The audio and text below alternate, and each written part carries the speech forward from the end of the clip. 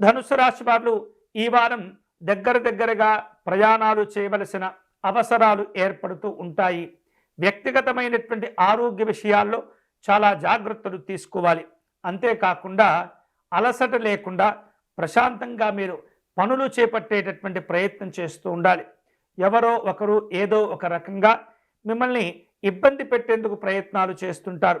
అయినప్పటికీ కూడా ఒత్తిళ్లు, ఆటంకాలు, ఇబ్బందులు ఎదురైనప్పటికీ కూడా ధైర్యంగా మీరు ముందడుగు వేయగలుగుతారు.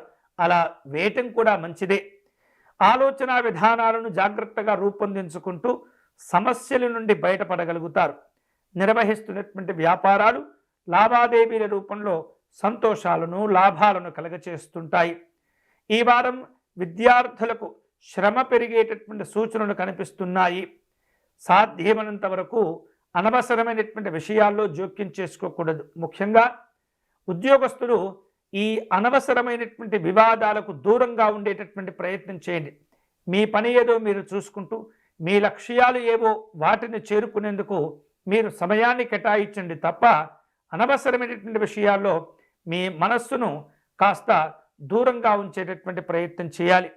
అధికారికపరమైనటువంటి అంశాల్లో స్నేహపూర్వకమైనటువంటి చర్చలు, సమావేశాలు ఉంటూ ఉంటాయి.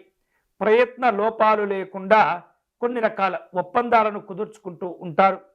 ముఖ్యంగా ఈ వారం ధనుస్సు రాశి వారు ఆరోగ్య విషయాల్లో చాలా జాగ్రత్తగా ఉండేటటువంటి ప్రయత్నం చేయాలి. ఈ వారం ముఖ్యంగా ధనుస్సు రాశి వారు ఆరోగ్య విషయాల్లో చాలా జాగ్రత్తలు తీసుకోవాలి.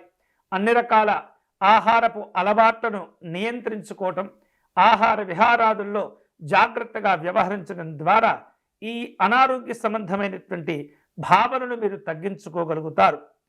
ఈ వారం ధనుస్సు రాశి వారు శుభకరమైనటువంటి ఫలితాలు పొందేందుకై దత్తాత్రేయ స్వామి వారిని ఆరాధించటం మంచిది. వీలైతే శ్రీపాద శ్రీవల్లభ స్వామి వారి స్తోత్రం కానీ, గురుపాదుకా స్తోత్రం కానీ పారాయణం చేసుకోవటం ద్వారా గురువుల యొక్క అనుగ్రహం మీకు లభించి వారి యొక్క మార్గదర్శనంలో, వారి యొక్క సలహాల రూపంలో మీ పనులన్నీ కూడా చక్కదిద్దుకోగలుగుతారు.